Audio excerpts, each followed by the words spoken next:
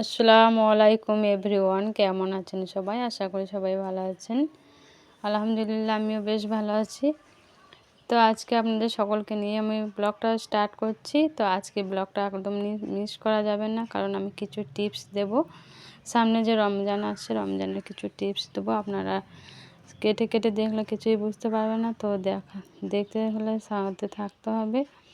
তো এই যে আমি আজকে বেলা 12টা থেকে ব্লগটা স্টার্ট করেছি, কারণ সকাল থেকে যেসব কাজগুলো করা হয় সমস্ত কাজ করে নিয়ে আমি একবারে টিপস দেওয়ার কথা বললাম। প্রথমত টিপস দেবো কিছু, সেগুলো আপনারা চাইলে করতে পারেন। তো তার জন্য আমি সমস্ত সংসারের কাজ গুছিয়ে নিয়ে আমি বসেছি আপনাদের সাথে টিপটা শেয়ার করব বলে। তো আপনারা শেষ পর্যন্ত দেখতে থাকবেন, অবশ্যই ভালো লাগবে। আর রিকোয়েস্ট থাকলো আমার তরফ থেকে, আপনারা অবশ্যই দেখবেন।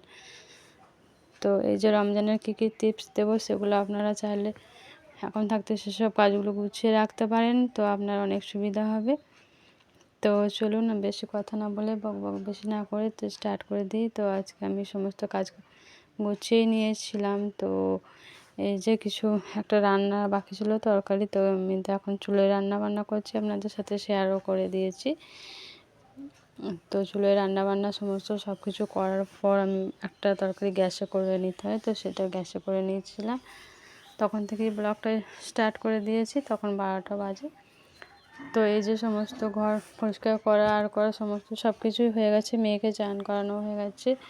আর এই যে মেয়ে এখন খেলা করছে, ও তো এখন একাই আছে, আর আমি একা আছি। হাজব্যান্ড গেছে বাজারে, আর ছেলে তো স্কুলে গেছে। ও এখন টাইম পাস করছে, কিভাবে একলা থাকবে ঘরে। তো একটা ছাতা নিয়ে বসেছিল, মানে ছাতাটা নিয়ে রোদে গিয়েছিল, রোদ চুল শুকাবার জন্যে। তো ছাতাটা নিয়ে গেছে, রোদ লাগছে মাথায়, তো তার জন্যে তো ছাতাটা নিয়ে এসে আবার ঘরে বসেছিল। তো আমি বললাম সরো, এবার আমি বিছানাটা ঠিক করব। তো বিছানাটা ঠিক করে নিয়েছি, আর টেবিলটাও গুছানো ছিল, টেবিলটাও পরিষ্কার করে নিয়েছি। তো বিছানার চাদর সমস্ত সব কিছু আবার ভালো করে বিছিয়ে দিচ্ছি ঝেড়ে ঝুড়ে। তো এই যে এইভাবে। আর কি বলুন তো, এবার তো রোজা চলে আসছে, তো রোজার মধ্যে আটা রুটি খাই। তো আটা শেষ, তো ড্রামগুলো সব খালি হয়ে গেছে, ড্রামগুলোও পরিষ্কার করে নেওয়া হয়েছে। আর হয়তো দোকানে আটা শেষ, তো আটার দোকানে হয়তো আনবে না। তো এই 2-3 দিন যে কদিন রুটি খাবো, 1 সপ্তাহ মতন তো আছে, তো ময়দার রুটি খেতে হবে। তো আটার ড্রামগুলো আবার সমস্ত পরিষ্কার করে নিয়েছি, তো আবার সাইড করে দেব।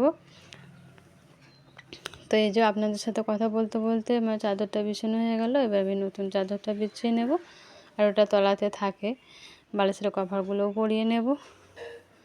আর আমি আজকে একটু শোকেসটাও পরিষ্কার করে নেব। ঘর ঝাড়াঝুড়ি কমপ্লিট হয়ে গেছে, কিন্তু ওটা আমি অফ ক্যামেরাটাই করে নিয়েছি, আপনাদের সাথে শেয়ার করতে পারলাম না। তো শোকেসটা একটু গোছাপচ্ছি করছি, ওটা আপনাদের সাথে শেয়ার করছি।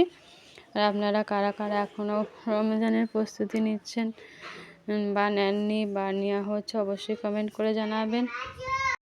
তো আমি তো স্টার্ট করেই দিয়েছি, আর আপনারা অবশ্যই কমেন্ট করে জানাবেন। আর জানেন তো, আমার কাপ একটা ভেঙে গেছে, দেখাচ্ছিলাম যে কাপে চা খাচ্ছি।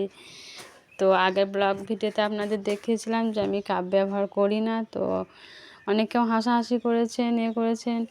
তো বাচ্চারা তো ভেঙে ফেলে, তার জন্য আমি বাটিতেই চা খেতাম। তো এখন আমি তাদের উদ্দেশ্য করে আমি কাপে খাওয়া স্টার্ট করেছিলাম, তো কাপ ভেঙে ফেলেছি। তো এইভাবে ওটাও একটা স্টিপের মধ্যেই পড়ে। তো আমি যেভাবে ভুলটা করেছি, 20 টাকা দাম কাপটা, আমাদের মধ্যবিত্ত পরিবারে মানে 20 টাকা মানে অনেক।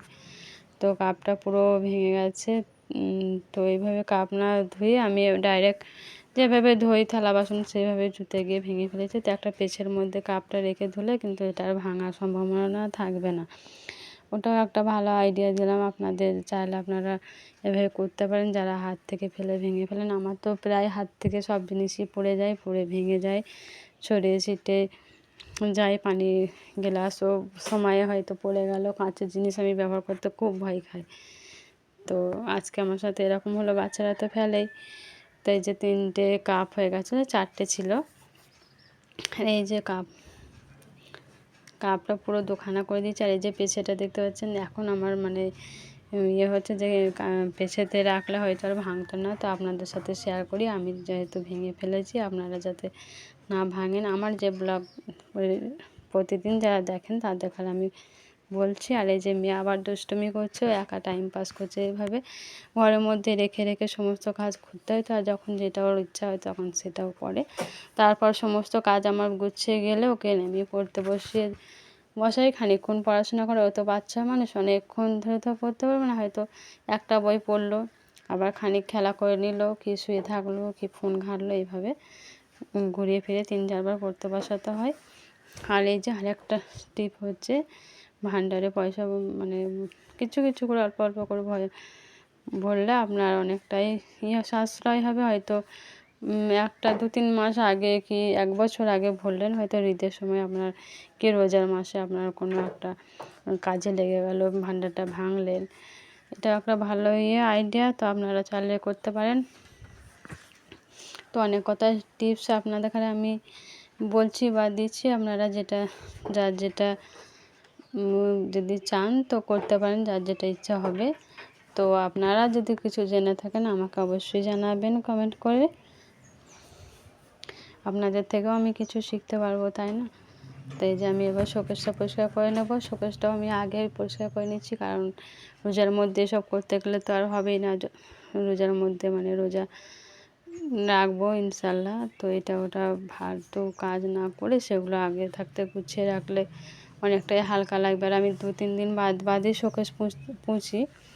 তো এখন হয়তো রোজার মধ্যে অত ঘন ঘন হয়তো পুছতে পারবো না, তো এখন ভালোভাবে পরিষ্কার করে নিচ্ছি, এটাই আর কি। তো যাতে রোজার মধ্যে আর পোঁছাপুছি করতে না হয়, তো একবারে রোজার পর আবার পোঁছাপুছি করবো। আর এই যে কাপটার কথা বলছিলাম, কাপটা তো আমি কতদিন মানে চালাতে পারলামই না, অনেক কম টাইমে চালাতে পারলাম, তার মধ্যে আমি ভেঙে দিয়েছি। হয়তো 1 সপ্তাহ, খুব জোর 2 সপ্তাহ, তারই মধ্যে ভেঙে ফেলেছি।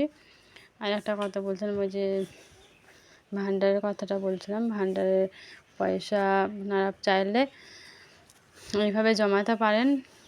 আমি এইভাবেই জমাই, তাই জন্য আপনাদের সাথে শেয়ার করলাম। আর আপনাদের সাথে কথা বলতে বলতে আমার মানে চান করা সমস্ত সব কিছু হয়ে গেছে।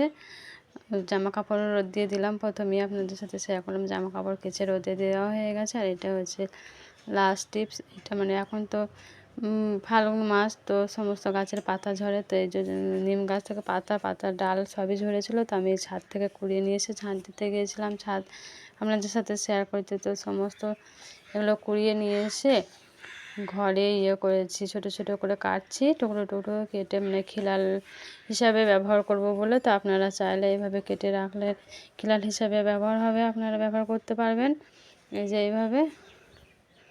তো ব্লগটা কেমন লাগলেন অবশ্যই কমেন্ট করে জানাবেন। তো ভালো থাকবেন, সুস্থ থাকবেন। ব্লগটা এখানে শেষ করলাম। খোদা হাফেজ, টাটা, বাই বাই।